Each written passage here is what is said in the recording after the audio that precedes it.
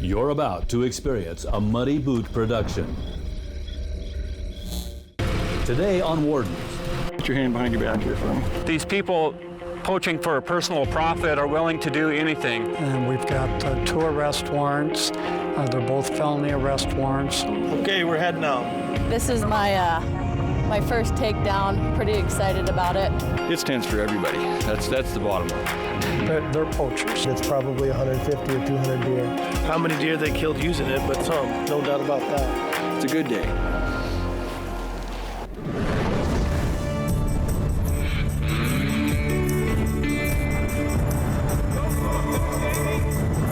You know what you did wrong? You're before shooting hours. There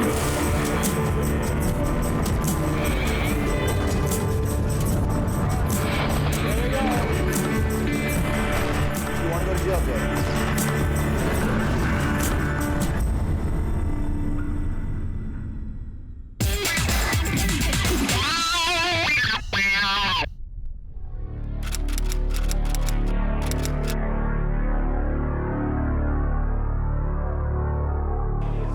We as sportsmen oftentimes blame wildlife managers, biologists, and predators for poor game populations or lack of trophy animals, often overlook the biggest threat to wildlife and our way of life, poachers. The purpose of these unlawful commercialization, really, of our public resources is for wardens to get out amongst these thieves, people that are blatantly stealing resources from our citizens of Montana, and halt that illegal poaching activity. Poaching takes place for several reasons: entertainment, lack of maturity, peer pressure, financial gain, to name a few. Each individual that poaches is different. The field wardens and the public begin these operations with basic intelligence coming from the field to our investigators, and our investigators piece that together and approach these individuals and attempt to learn in more detail what's going on. Operation Chuck Cold takes place in Region 4, 40 miles from Great Falls, Montana.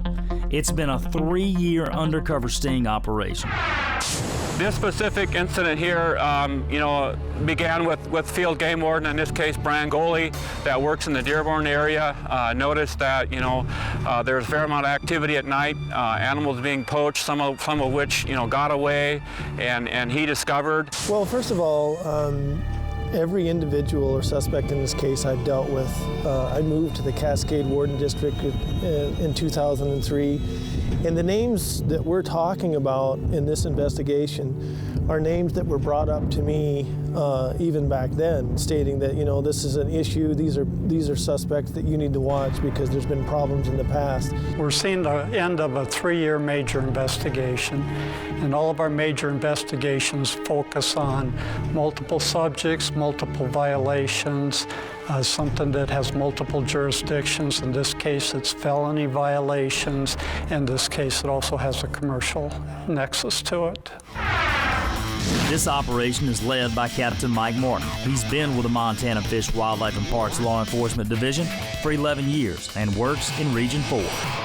This whole case started in the summer of 2008, and it started out as a fishing outfitter case where we learned that these people always are also involved with hunting and hunting violations. We have learned in the process is that these people poaching for a personal profit are willing to do anything. They steal wildlife from public or private land. It doesn't matter if the season is open or closed. It doesn't matter if it's daylight or at night. In fact, most of the activity is at night. And throughout my career in the Cascade Warden District, I have had a opportunity where I've addressed violations with some of these suspects, and I have received information that that there was illegal activity going on. But really in 2008, I did receive a confidential information that one of the suspects was operating illegally as a fishing outfitter on the Missouri River. And for that matter, it doesn't matter if it's Glacier or Yellowstone National Park. They're stealing for profit, and they're willing to do whatever it takes. I realized with the information I had that it would be a great opportunity for our criminal investigation section of Fish, Wildlife, and Parks to get involved. It's an undercover operation rather than an overt operation. And overt techniques, sometimes just, patrol techniques just don't work on certain people. You might catch them with one violation. Well, in fact, you know that there's multiple violations going on. 2 arrest warrants and 3 search warrants have been issued. It's the day before the takedown is planned, and Region 4 wardens are having a briefing to discuss their plan of action. Coming up. Put your hand behind your back here for me.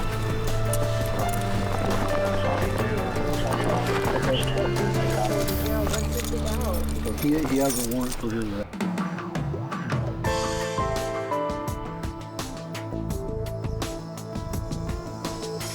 It's been a 3-year undercover investigation with several violations taking place.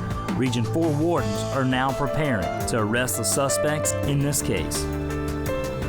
We're planning for the takedown for tomorrow, and we've got 2 arrest warrants. They're both felony arrest warrants. We also have plans to serve 3 separate search warrants tomorrow, and we're going to try and serve those search warrants as simultaneously as possible that we can.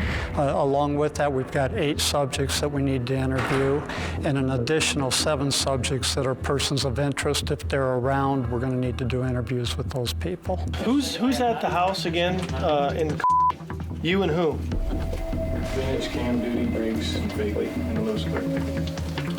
Okay. When are you going to be? I'm at And Hayworth, you're going up on the mountain? Today's meeting started out pulling in everybody in the region and a couple of people from other regions, both Region 3 and Region 2. We started with a briefing on how the case has progressed. The main case officer gave a chronological order of what happened throughout the investigation, what evidence he discovered doing it, and what developed to the ultimate serving of 3 search warrants. And so after the briefing, we split off into the 3 separate teams. We assigned the duties, who's going to be responsible for interviews at each of the searches, who's going to be responsible for serving the warrant itself. In the case of the high-risk warrant, who's going to be the cover officers, who's going to clear the house and make sure that there's no other people in the house. So we split up the teams. Within each team, they split up their duties and make plans for proceeding tomorrow. With plans in place, the moment of truth has arrived. Wardens have split into 3 teams and are staged in 3 different locations close to each of the individuals' homes where the searches will be executed.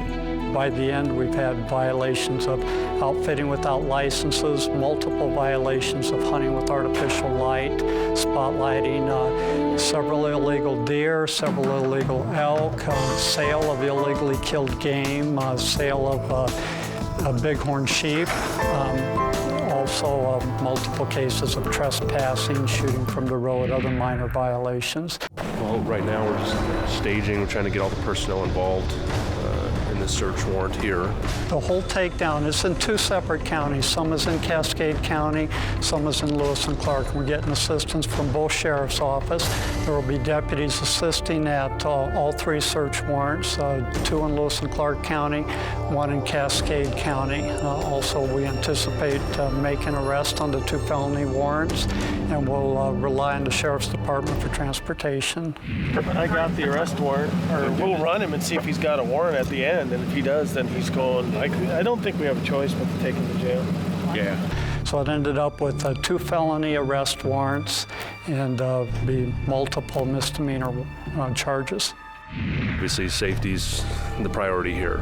We want everybody to come home today, so. Team 1 has intentions of taking Subject 1 on a county road as he leaves his residence for work. Once he is apprehended, Teams 2 and 3 will make their move. The subject's car has been spotted and officers spring into action. Deputies are going to make a traffic stop as wardens close in to make the arrest.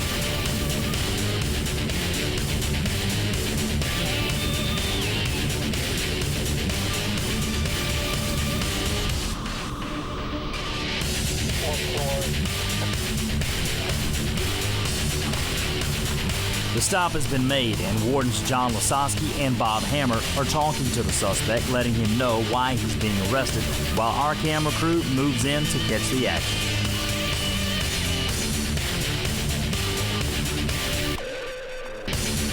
We'll get everything squared away when we get up there. Did you have any questions for us at that time? My wife can take the call? Yeah, she can take the call. Okay, so if you just want to turn around and put your hand behind your back. You're all good, no guns or anything like that? Cigarettes and lighter. You What's just have that? the lighter. Cigarettes and lighter. Okay, Yep. put your hand behind your back here for me. Does she have somewhere she needs to go? Oh, well, she was going to work with me. She works at... Hey, Okay, I'll let you know. some do a game violation. Go ahead. That wasn't nice. One in custody. Copy. Is it a problem having the passenger or what? No, we worked it out. It's all good. Okay, we're heading out. When we return, Where's Brian Goldie?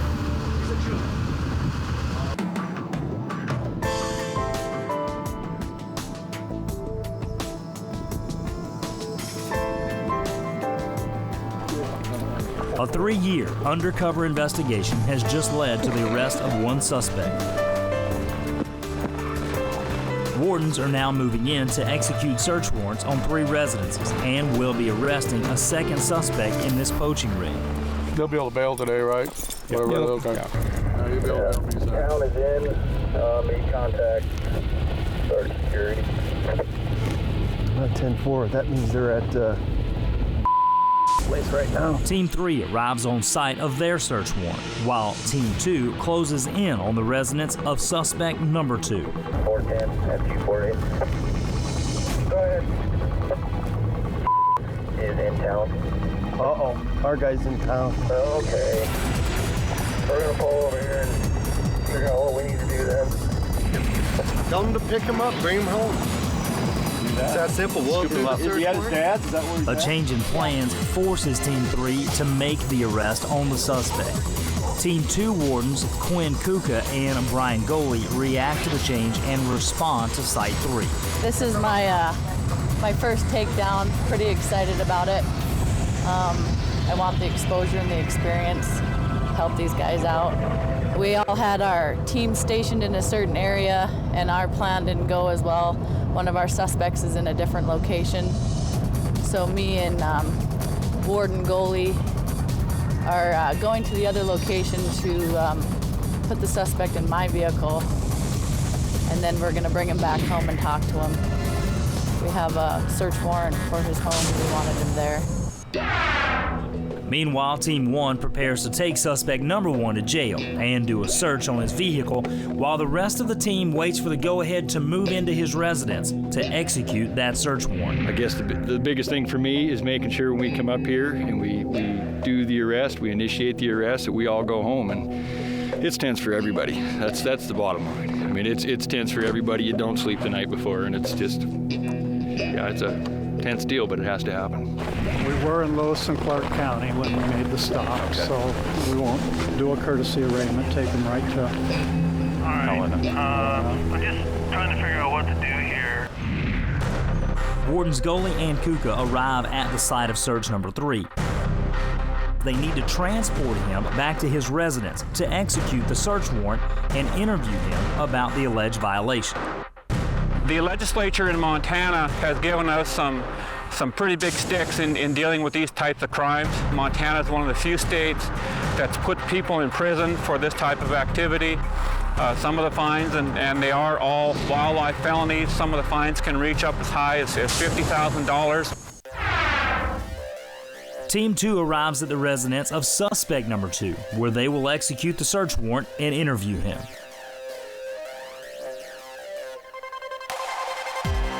We just did a cursory search for officer safety. We've got the 2 occupants of the house sitting down. Right now we're talking to them, showing them the warrant. We're about to do the search, but just for cursory search, there's a few weapons, there's some deer racks, and we're about to go in and go through everything with a fine-tooth comb and see what we end up with. these are the worst of the worst. They're the 1%ers in the hunting population. They're the people that we can justify focusing all this time and effort on trying to stop them, trying to take them down. And we take it seriously enough to pull in a whole region of wardens to help with the takedown, to serve 2 arrest warrants and 3 search warrants on the takedown. And we'll be spinning out from there. We'll be doing interviews through information that we collect and gather during the search warrants. It'll lead us to new names. I have no doubt whatsoever we'll discover other violations going down the road and moving forward. So it is the worst of the worst. It's a commercial violation. It's poachers at the worst. One of the main subjects hasn't bought hunting licenses in nearly his lifetime. So they're people that aren't contributing to the conservation. They're poachers. The one arrest warrant that we had left the house, was pulled over, stopped along the road, and arrested. His wife was with him. And so one of our wardens is going to give the wife a ride back to the jail. We do have some questions we need to talk to her about. And we'll interview her at the jail. She's not under arrest. She's going voluntarily. And when we're done with the interview, she'll be turned loose. And then the rest of us are proceeding to the house to serve the search warrant now. We're going to go in and interview our suspect here and start with that. Kelly, you're going to do the wife. Is that right? Yep. Okay. Yep. So as it stands, we're getting interview rooms for that. Carry on. Coming up on Wardens. In the end, we got her out today through this investigation, so it's a big day for us. It's a good day.